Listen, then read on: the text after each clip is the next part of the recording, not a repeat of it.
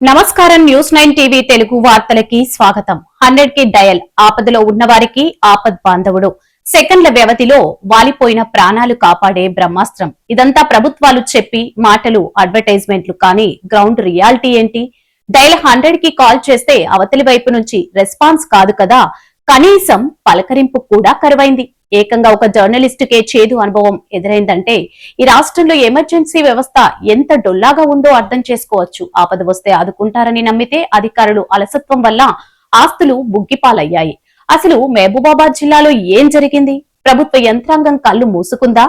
మహబూబాబాద్ జిల్లా కుల్బీ మండలం తిరుమలాపూర్ ఇక్కడే వ్యవస్థ నగ్న స్వరూపం బయటపడింది. సీనియర్ జర్నలిస్ట్ సిహెచ్ శ్రీనివాస్ కి చెందిన జామాయిల్ తోటలో రాత్రి కరెంటు తీగలు తెగిపడి భారీ అగ్ని ప్రమాదం జరిగింది.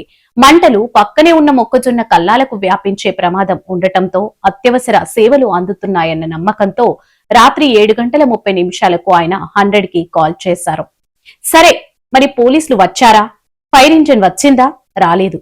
కనీసం 14 గంటల సమయం గడిచినా ఉదయం 9:30 దాటుతున్నా ఏ ఒక్క ప్రభుత్వ అధికారి నుంచి ఉలుకు లేదు, పలుకు లేదు. కేవలం ఒక ఆటోమేటెడ్ మెసేజ్ పంపి పోలీసులు, ఫైర్ సిబ్బంది చేతులు దులుపుకున్నారు. ప్రకృతి కరుణించి మంటలు వాటంతట అవే ఆరిపోయాయి కాబట్టి సరిపోయింది. లేకపోతే ఆ ప్రాంతం మొత్తం బూడిదయ్యేది. దీనికి బాధ్యత ఎవరిది?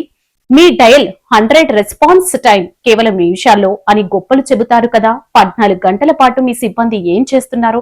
మెసేజ్లు పంపి డ్యూటీ అయిపోయిందని పడుకున్నారా? మంటలు ఆరిపోయినా తెగబడిన విద్యుత్ తీగలు ఇంకా ఈ చేనులోనే మృత్యు శకటంలా పడి ఉన్నాయి. అటువైపు పశువులు వెళ్లినా, రైతులు వెళ్లినా ప్రాణాలు గాలిలో కలవడం ఖాయం. పబ్లిక్ ప్రాణాలంటే మీకు అంత చులకన? శవాల మీద పడితే గాని మీ శవాలు పడితే కాని మీ సిబ్బంది కదలరా?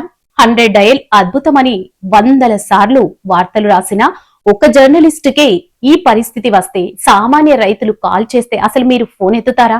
ఇది కేవలం ఒక జామాయిల్ తోట కాలిపోయిన వ్యవహారం కాదు. ఇది ప్రజలకు వ్యవస్థపై ఉన్న నమ్మకం, కాలిపోయిన ఘటన, ఒక వ్యవస్థ పనితీరు ఎలా ఉందో ఆ ఎమర్జెన్సీ సేవల డొల్లతనం ఏంటో శ్రీనివాస్ అనుభవం కళ్లకు కట్టింది. ఇప్పటికైనా నిద్రపోతున్న అధికారులారా మేల్కొంటారా? పడి ఉన్న ఆ కరెంటు తీగలను తొలగించి ప్రాణాలు కాపాడతారా? లేక ఏ రైతు ప్రాణమో పోయక పరిహారం ఇచ్చి చేతులు దులుపుకుంటారా?